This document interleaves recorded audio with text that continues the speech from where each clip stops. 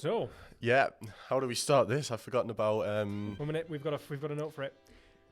Hi, I'm Phil, and this is Theo, and welcome to season 3, episode 1 of Back to the Drawing Board.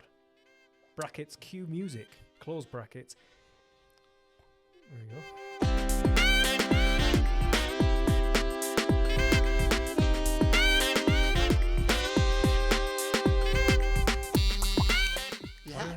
What a weird thing. Hello, we're back. Obviously, We've been gone. For the 3 listeners we've been gone for all of nearly a year. We did batch record them last time, and we're batch recording this time, so what will happen is, next time we do another batch recording, the backdrop may have changed to a painted office, and the bit of beard I shaved off will probably fill back in instead of looking a bit wispy. We took a year out because I had another child. I moved office twice, house once, hired new staff, got an office. In case anyone was wondering what's going on here.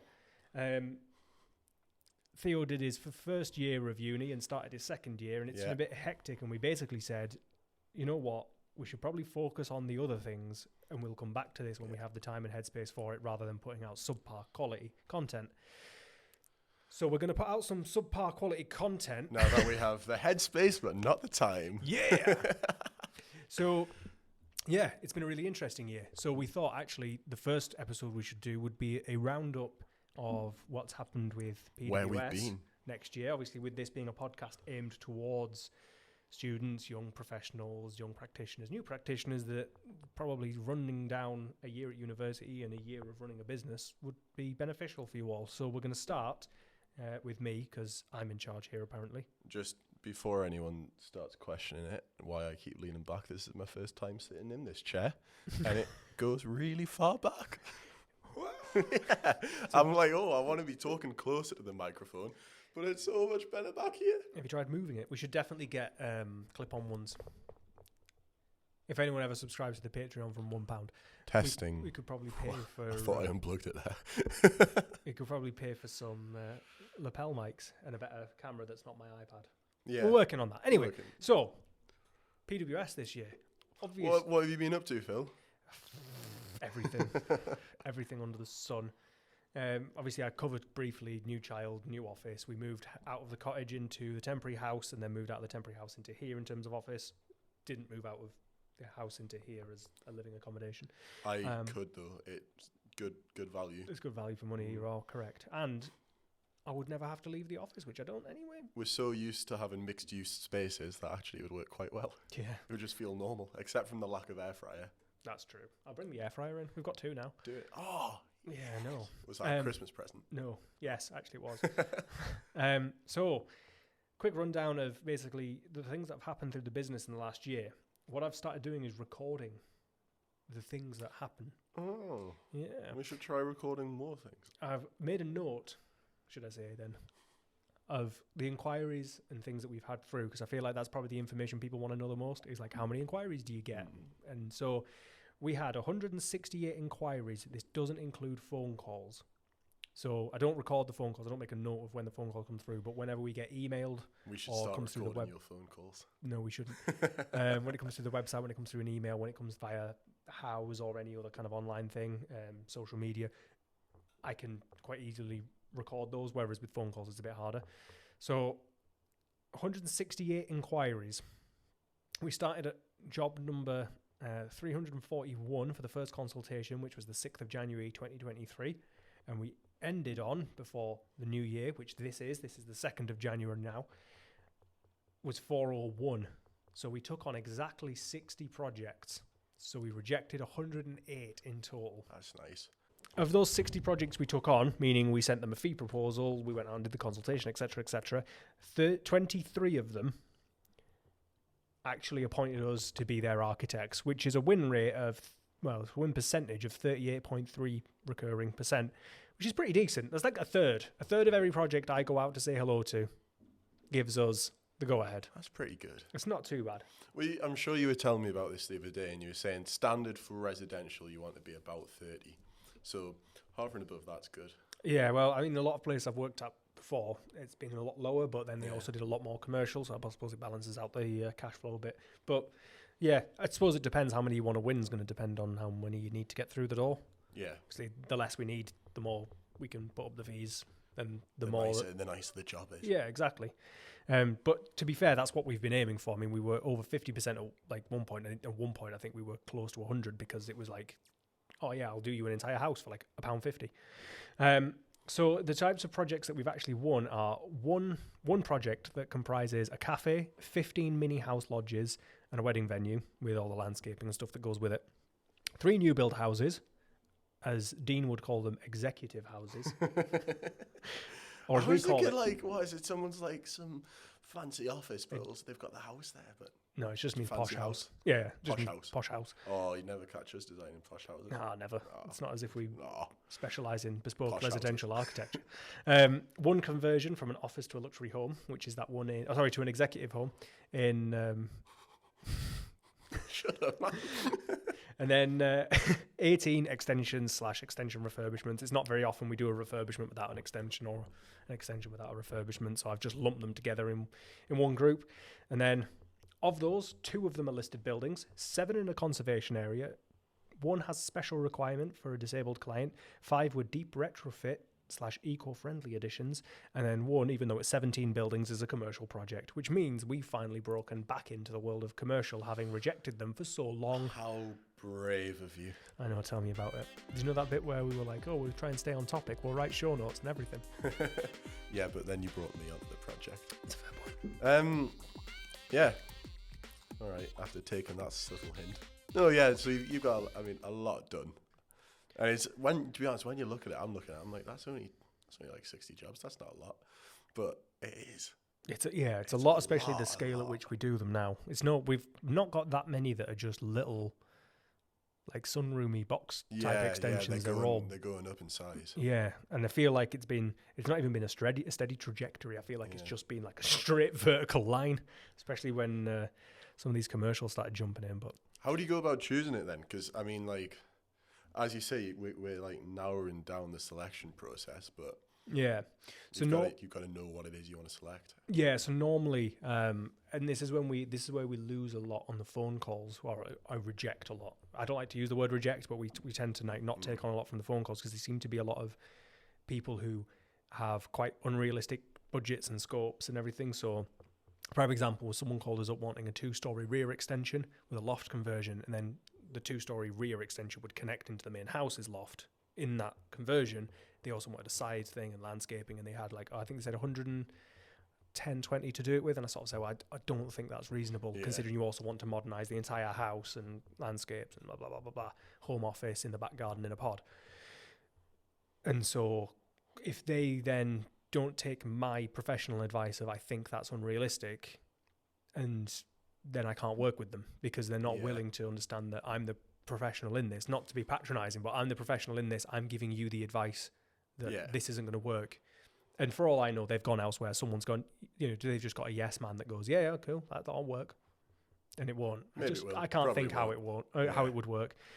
So the main things we look for someone with a realistic scope. So if someone comes to me with a listed building and says they want to reclad the entire outside and whatever, then it's not realistic.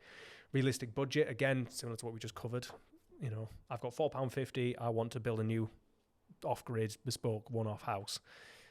Realistic time expectations, another big one, especially with us. Obviously, we have such a time lead of 12 weeks, potentially. Yeah. How do you know that, though? And do you mean realistic time expectation for what they expect for you or what they expect for the entire project? Because obviously, the entire project, there's loads of unforeseen things that could happen.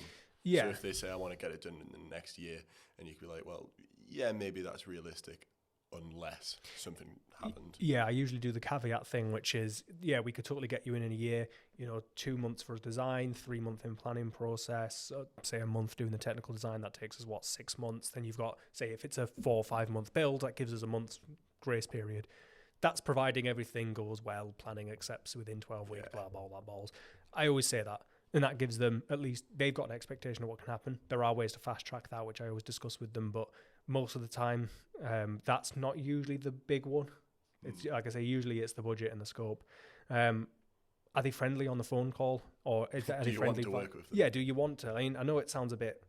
arsey to be like, oh, I don't want to work with you because I don't like the way you talk to us. But at the end of the day, this is a very personal process. Yeah. Larger practices that I've worked in before, they don't care because it's money through the door, but we enjoy our job most of the time. The whole point of PWS is being a friendly, kind of personal company. Yeah, so the last thing you want to be doing is working with someone you don't connect with. And it works both ways. We don't want to connect with them. They don't want to connect with us. It's not going to work.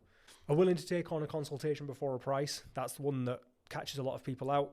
We won't come out and we won't give you a price until we've been out, met with you, seen your requirements, seen the property. Surely that's a good thing that a lot of people like the idea of, though, because I know, I don't know if it's common, but I know places will say, yeah, we'll come out and do a consultation, but that's also going to cost you, whereas you say, we want to come out and talk to you first before any prices happen. And we do it for free. It's a free consultation, Yeah, I mean... So that's kind of got to be a bonus for them. Yeah, but a lot of people just want the price on the phone or by email now. Yeah. And it's just like, I'm not willing to do that because, I mean... I've got no clue what it is. I've told you the example of that house that I went to that had basically a 2 metre sheer drop out the back door of their house. We were meant to be doing a rear extension to them. Like, the cost of that and the complexities of that went through the roof the moment I hit site. Because it wasn't one of my jobs, it was where I worked elsewhere, and just went, this is going to be a problem that I could have foreseen, and now this is adding a lot of time and effort to the design and the tech and the build. That is what it is. So that's one of the main reasons why I don't do it. Then there's got to be something that's like understanding that we need more info than just an extension. We're going to get pretty personal to work out what's best for you, to understand what you need. And some people are kind of a bit, oh yeah, we don't know, we just want a box. Right, okay, but do you want to use it as a kitchen? Oh, can you just like give us a box? We've got a builder who's just going to put this thing in to do that. We just need like the get through planning. It feels a bit like we're being put to one side. We're not given the opportunity to give you something.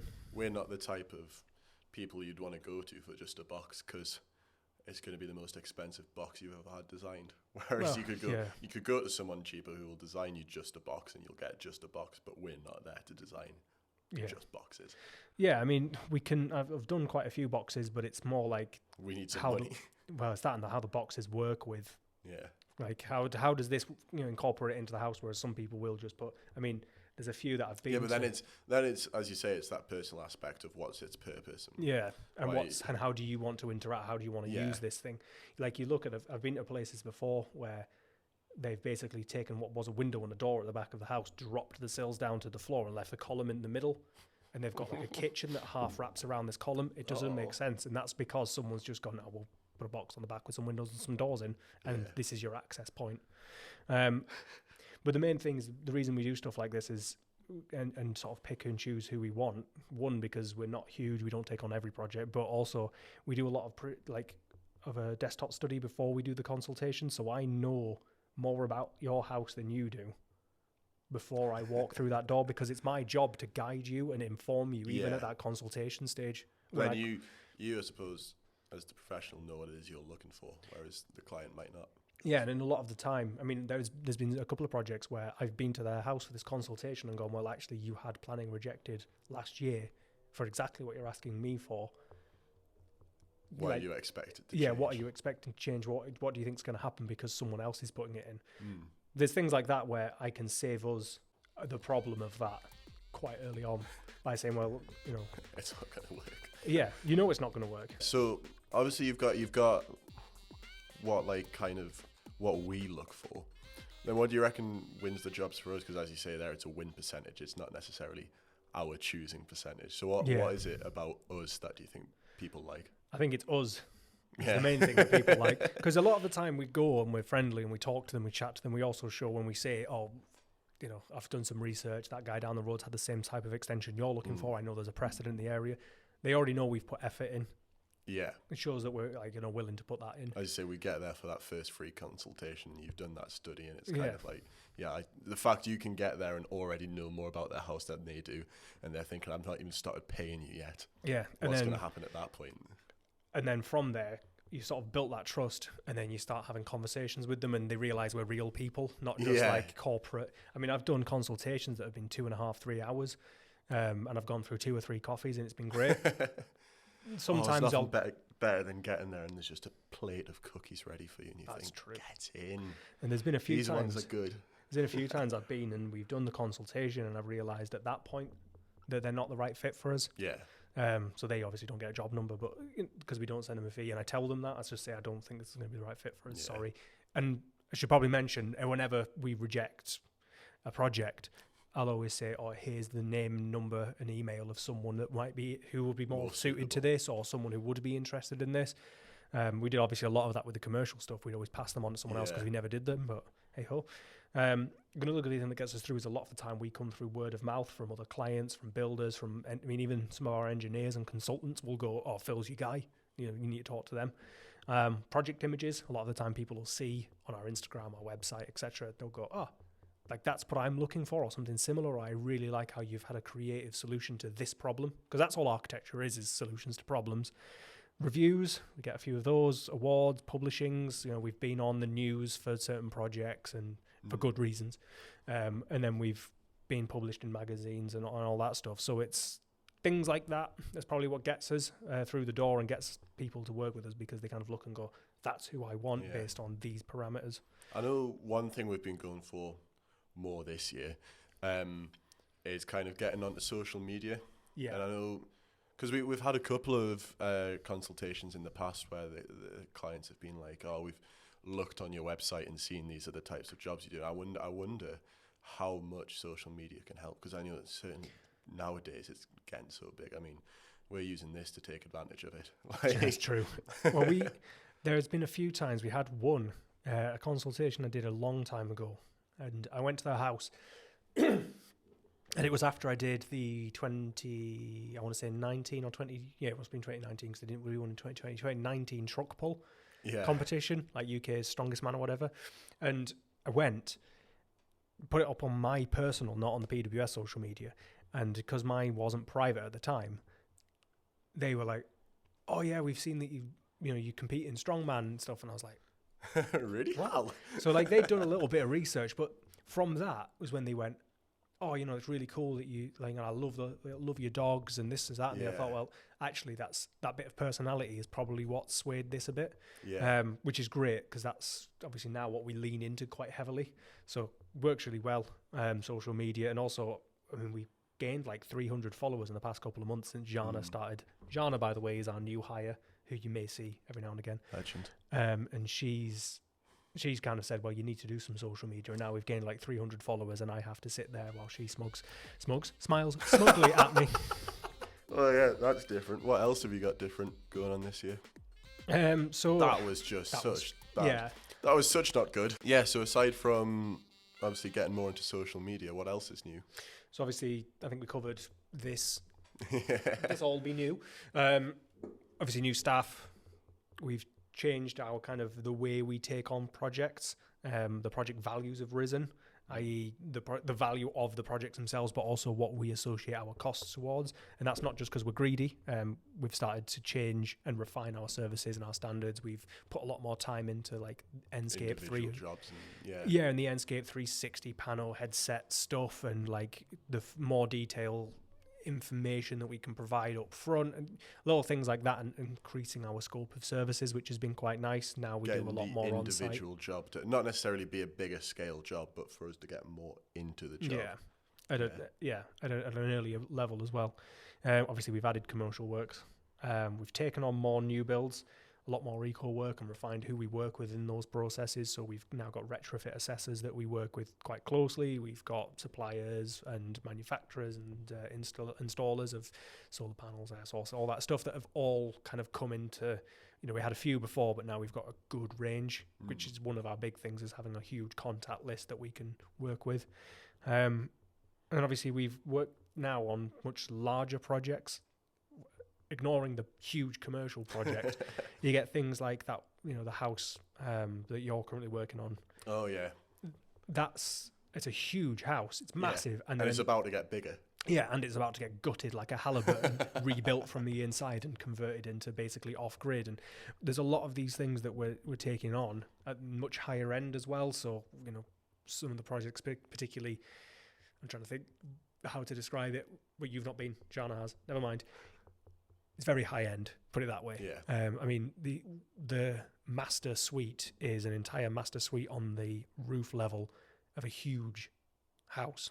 It's like 4 stories. It's got a cinema room. It's got a games room. It's got a rooftop terrace with a bar connected to it.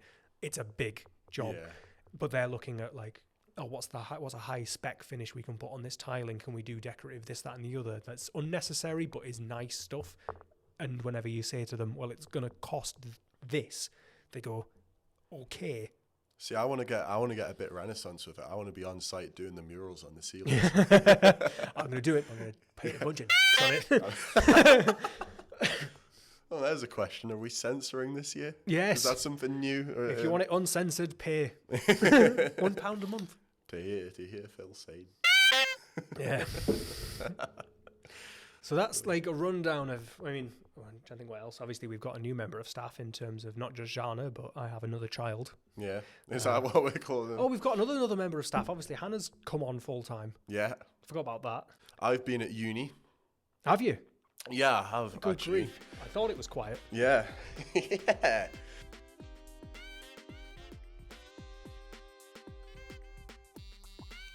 So what have you been doing since September, Theo? In fact, what did you do since January last year when we recorded last? I thought you were going to say since Friday. Since we recorded last, I've finished my first year and I'm about halfway through my second year now. Yeah, so semesters run, I don't know if it's different wherever you may be listening, but September till September, and we're now in January of 24. Yeah, so because I live in Scotland, I finish my semester before Christmas instead of after Christmas, which is very nice because it means I get to do money work and sometimes rest. Yeah. Mainly money work. You rest when you've got caffeine. Anyway, yeah, I figured since Phil went through his statistics, I'll go through mine. I was asked to take on 4 projects so far while I've been in my first year, and I completed all 4 projects, so that's a 100% win rate. It's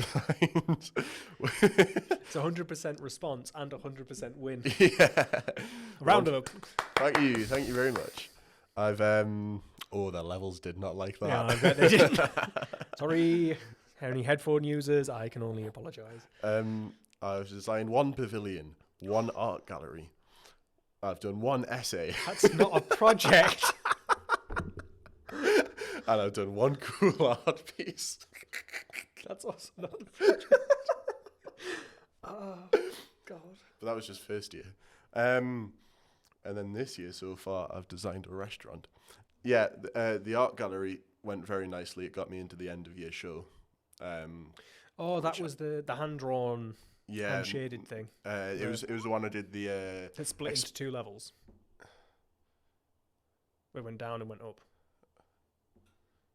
Oh, that one. Is that what you mean? Oh, that was the pavilion. I hated that. Oh, you're on about the... Yeah, so, all right, I guess I'll start in order. So I started off doing this pavilion, and I thought, right, I've got a year's experience in an office, and I told my tutor about that, and he went, okay, I don't want to see a single CAD or a render. And I was like, oh, okay, why not? And he was like, well, I want to see you actually try and do something you don't know how. So I was like, oh, okay then.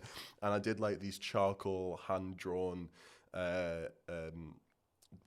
plans of it, and then I made this model, and like to get the texture on the model I did charcoal strips with it, and I made the mistake of wearing my pink jumper in when I brought my model in, and I put it down, and everyone in my group started laughing. I was like, what's funny? And they were like, look at your jumper, and there was just black stripes running down it. I thought, oh no. I look like I've broken out of like some kind of trendy prison. Yeah, that one I was more proud of showing myself I can do something new. But then I went into my second semester and I said to my tutor, look, I'm going to switch this up now and I'm going to show you what I can do when I'm working on software that I'm comfortable with. And he was like, okay, go for it. And yeah, that's where I did my mint exploded axonometric. And I got a bit... I broke the laws of physics. Oh, yeah. I broke the laws of physics. That one. Yeah. It had about 5 cantilevers. And you know, there's the usual ratio of 1/3 to 2/3 overhang. And mine was this giant, like 10-meter cube. All the way around. Balanced on like a 2x2 central... reinforced concrete pillar that had like the elevator shaft in and the stairs going around. And I was like, oh. My uncle does civil engineering. I remember I was on the phone with him and I sent him a picture of it. And while I was on the phone, all I heard was... So you've got a civil engineer on tap, you've got an architect on tap, and you wait till the end of the project to talk to both of us. It was funny. At literally any point, you could drop me a text. I did not want that to be realistic. I wanted it to look nice, and it was not. In fact, yeah, it was. Oh, it was brutalist, guys. It was brutalist, and I don't like brutalism. I do not like it's my least favorite thing. And so you know how Radiohead hate Creep, and yet it's like their signature song. Yeah, that was like it. That was like the best piece of work I did. I've like ever done, and I hate it. Yep. I look through every page and I'm like, that's disgusting. And my tutors were all like, that's really good. That'll do it. Oh God. So in addition to the things you do at university, what have you done that stopped you from doing some work outside of hours, which means we didn't get to do any podcasts, Theo? I started learning MMA, and I'm still doing that. Although I need to commit to that more. But the problem is it's on a Saturday, and on a Friday evening at university, we have something called drinking lots of alcohol. So that kind of makes it hard to get there consistently. Your priorities are correct, though. Yeah. Health, alcohol. And then we also have training on a Monday evening. But obviously on a Monday evening at university, we drink alcohol. Oh, right. Yeah. And on a Tuesday, what do you... No, on a Tuesday, we drink alcohol. But we have training on a Friday as well. Obviously, can't do that for the same reason as the Saturday. And the Thursday? The Thursday is band society, which I usually miss because of drinking alcohol. Wednesday? Well, Wednesday I go to the gym, obviously. Oh, okay. Got to make priorities. Phil. Yeah, eventually. Come on. We've got to be sensible. Speak of band, how many bands are you in now? What a weird question to ask just out of nowhere. You mentioned bands. 2. Well, no, now I'm in 3. But I was in 2. You were in 1 before you left, weren't you? I was in 1 before I left, then I joined 1 last year, and I've joined another this year. But as the drummer, it's very easy to juggle all of that. Well, yeah, because it's just 4 to the floor. Sorted. Amusingly, the more bands I've joined, I reckon the worse I've got because I've just had less practice over the time. Just call it jazz. I do. Oh, fair enough. It's avant-garde. You wouldn't understand. Yeah. But you have done some work. I've done work. Because you come back when summer. Christmas, I don't think I got a lot done last Christmas. Because I think I was very, very tired. Did you not come back in the middle at some point? Not for long. March? Maybe for a week to do some of this. Oh, right. I thought you'd done... Maybe I got something done. But I've got it here, conveniently. I worked on 4 extensions over summer, did 2 surveys, and I did an initial consultation. I've put down everyone's number and name there just in case we refer to it so I have a clue what we're talking about. But yeah, that was actually nice to get some real work done and some real money done. Although I had a burnout at the end of summer. Yeah. I got it. There was one job which just took me so long, and you'll understand the pain of it when you get a certain job and it's just not finished and something just keeps changing or keeps going wrong, and you're just like, oh, I just want to see the end of it. Yeah. Anyway, I saw the end of it and then got back to uni and have had a mental refresh and breakdown. By doing more work. By doing more work somehow, but by doing different work, luckily. Yeah. But yeah, that's something in terms of time management. Is I've got friends who do money work while they're at uni, and I'm like, oh, I would love to be able to, but I just can't balance uni work, doing my sport. I'll be careful which way I point to. Doing my sport, doing my music, and then doing money work as well, and then actually having a life. Having the life, kind of, I was like, I need to prioritize it some way. Yeah. Trust me, completely overrated. Next semester, I can give up on the life. I keep shaking this, and I'm worried. Yeah, I'm worried because that's going to be bouncing the entire time. But yeah, I can save getting out of my overdraft for while I'm on holiday, which is nice. Yeah. So, how was first year then? What did it entail? In terms of like, what did you learn? What did you do? It might be different, obviously, university to university. I know yours experience might be different to mine. Yeah. So obviously, with you, I've learned kind of how to use how to use CAD, how to use SketchUp. Obviously, I've been learning with you, so I haven't learned everything we do. Like, I haven't pulled much together on InDesign yet. But from looking at our presentations that we do, it's a much bigger thing, kind of building a portfolio for an individual project at university and showing the full development of that. And like when we go to a presentation, we'll show the client the final developed design kind of and the concept, but we don't necessarily do everything that led to that because they probably don't care as much.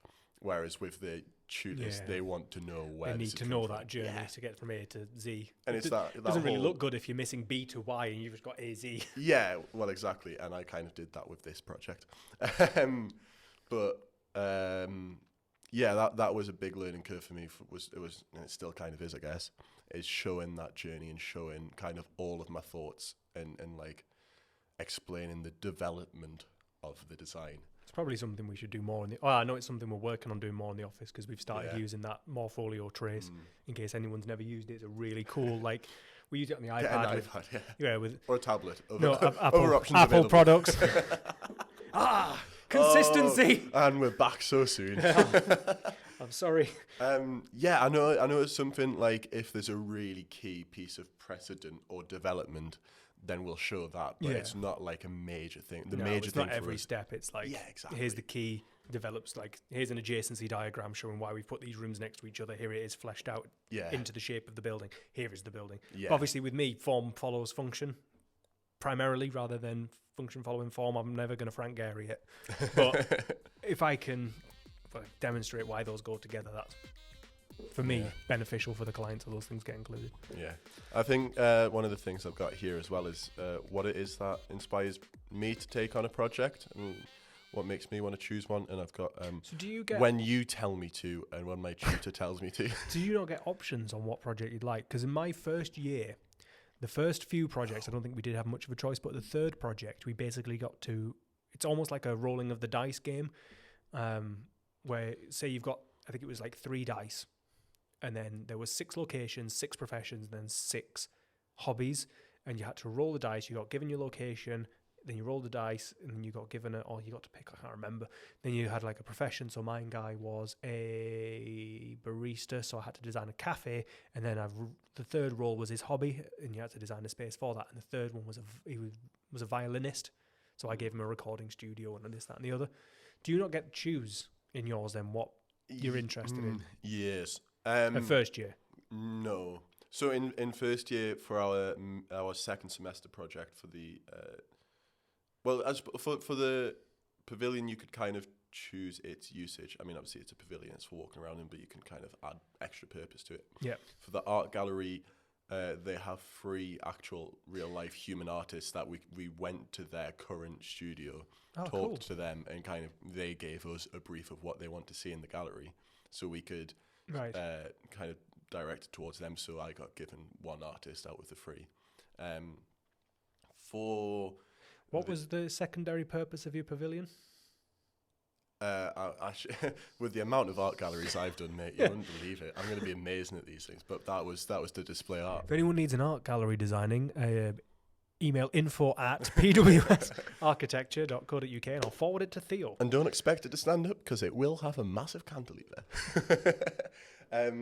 For the restaurant that I've just done, it was the type of restaurant was entirely up to us. Cool. So it was just we had to design it. So you get given like a broader brief, and then you get to kind of go, there's a bolt on the brief that. Development. Yeah. We didn't get much of that in first year, but as second and third and everything went through, that was when we started bolting things on.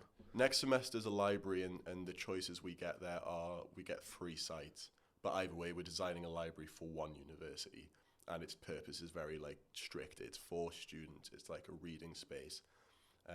So there's not a lot of like computer lab. There's no computer lab in it. That's not true, there is, but it's a small one. So everyone's got laptops anyway, you need a computer lab for. Yeah, exactly, just make sure there's sockets.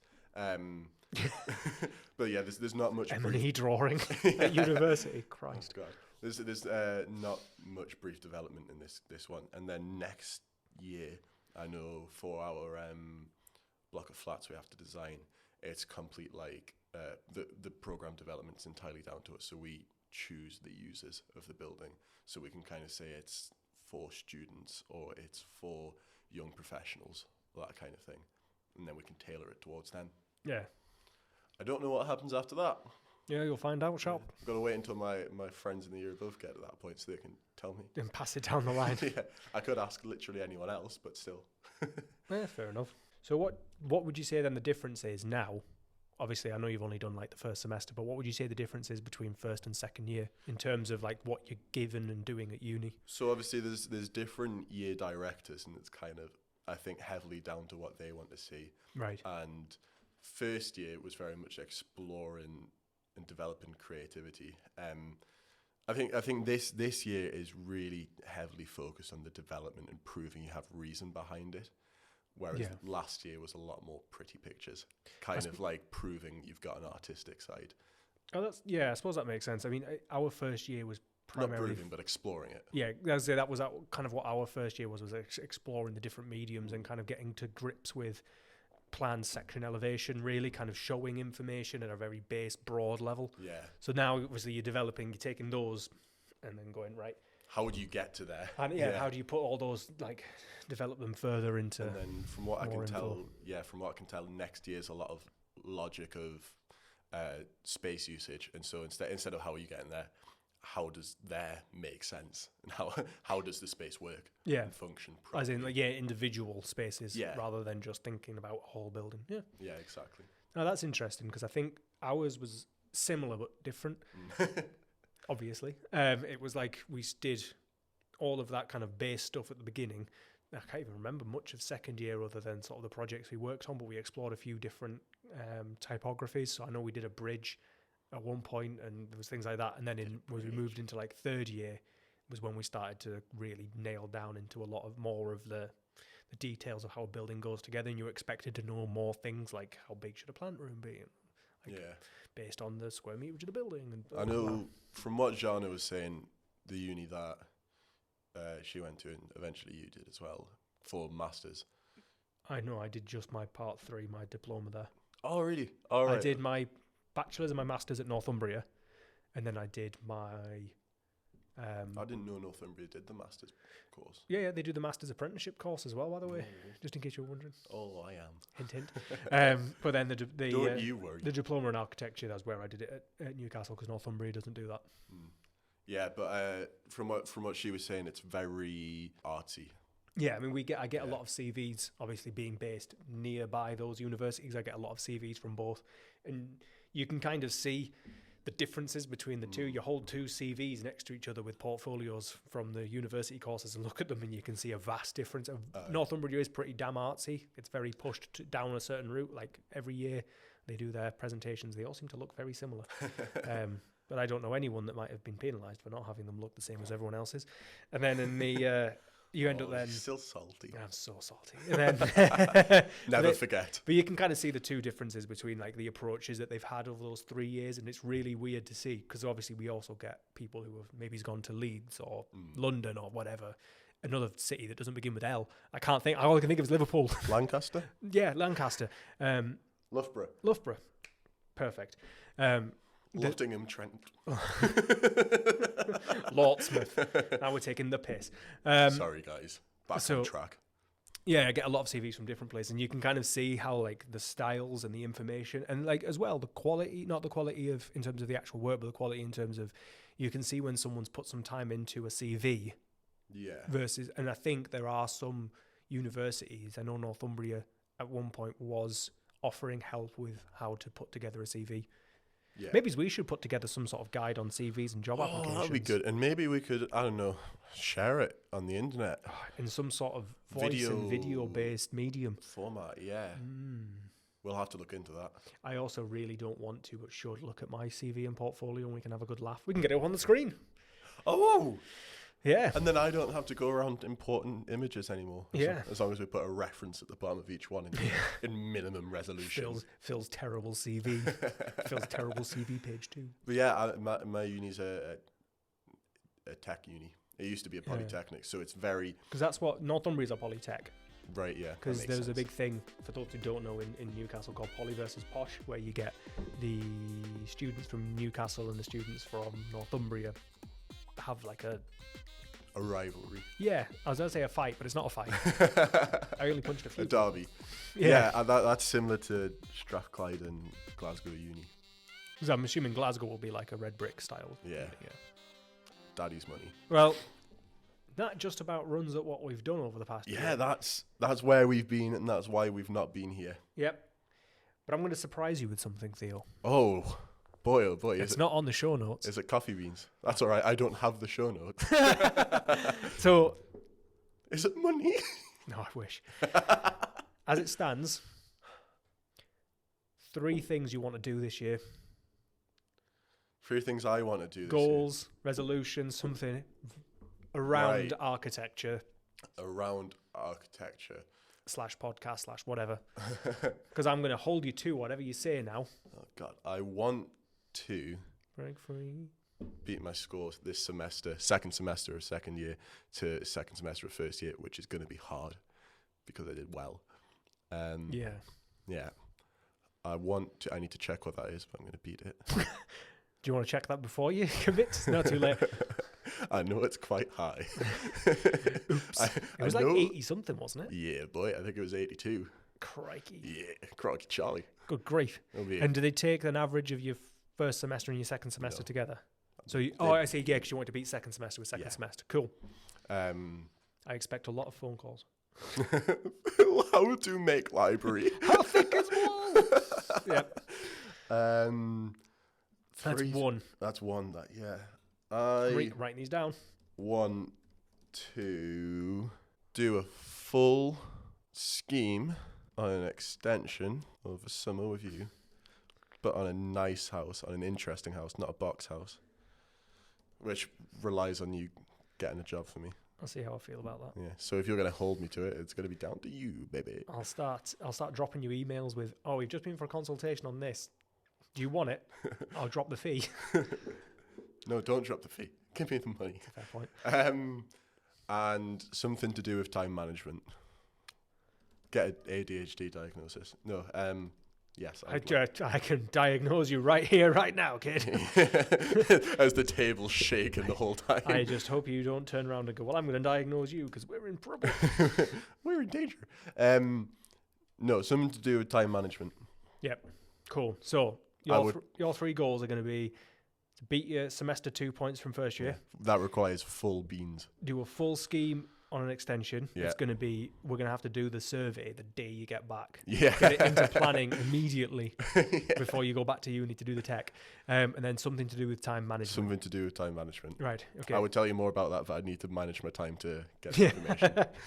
So my goal is going to be... Wait. Phil, what are your 3 goals for this year? My first one is going to be more hand drawing.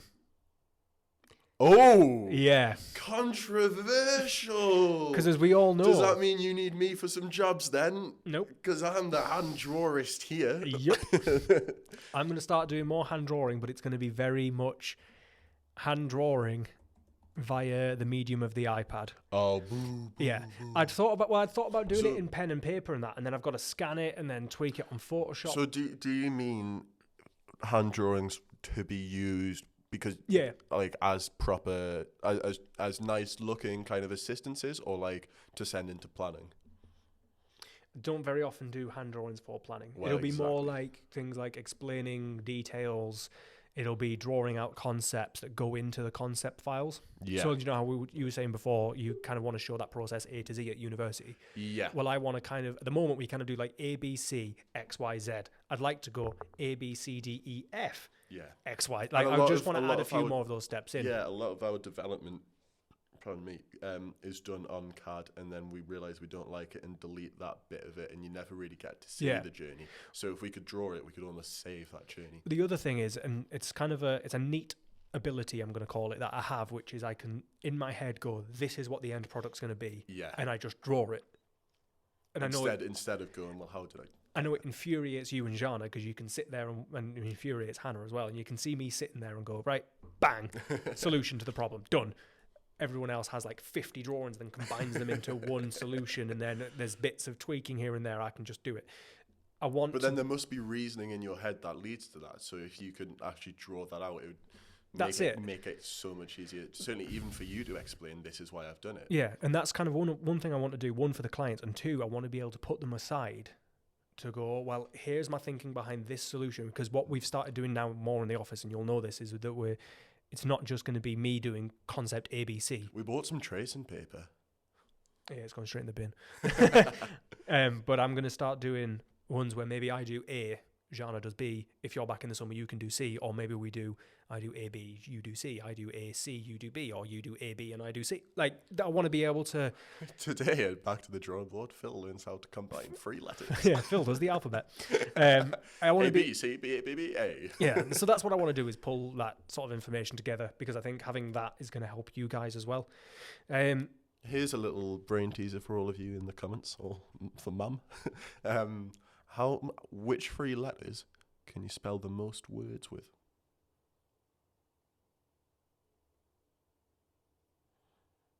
It's just on my mind. Which 3 letters can you spell the most words with? I don't know the answer. And it's nothing to do with architecture, but it's interesting. Anyway, hand drawings, that's 1. So that's 1. I haven't thought this through. No. At the time when I asked you, you came out worse here. I've already thought this through. I thought, what am I doing differently this year? I'm getting drunk less because I can't afford it. Mate, I've got my New Year's resolution is be better, get good, and so I've kind of got a list in my head. But you asked for architecture. Well, mine's going to be time management. Because I'm trying to relate it back to architecture stuff. Because in my head, I'm like, spend more time with my family. You which mentioned is obviously important. No, I'm not going to say things knowing I'll have to cut it. But you know. Yeah, do more hand drawings. You said something about interiors before. Yeah, I suppose as a business we want to start moving into more of the interior specifications and like pushing for further things. I also want to get a new member of staff in. I didn't think of that as a goal for myself, though. I thought of that as a goal for the business. Goal for the business, which is a bit different. Only a loser would talk about that. Yeah, exactly. Oh God, do what? I want to do more posts on PWS's Instagram. Yeah. I think I'm going to try and aim for like at least 1 a week, maybe 1 every 2 weeks, and start doing more stories, start doing some polls. I know we spoke about a good idea you had earlier, which is posting the 3 concepts and seeing who would pick what. Seeing how often yours get picked. Yeah. And then I suppose the third one's going to be pushing this. It's architecture related. I'm taking it. So brave, controversial again. 1 every 2 weeks. Which was what we were going to do last year. We'll do 1 post every 2 weeks, and then we'll try and just do like not a short a day, but a short as frequently as we can, taken from these, because some of them might have 3, some of them might have 10. Yeah. Then see how well we can distribute it. Yeah, because I'd like to push this and see how far we can go. Yeah.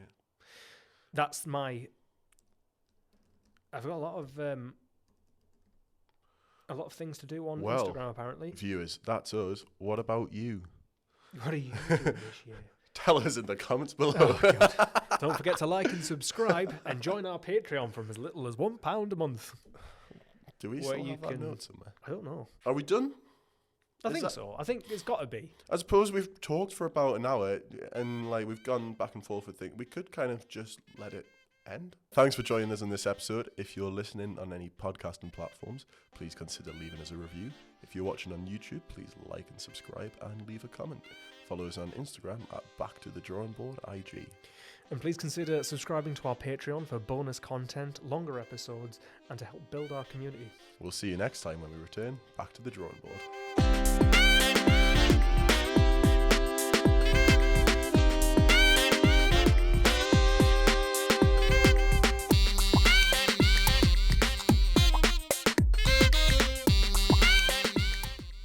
See you next week when we return.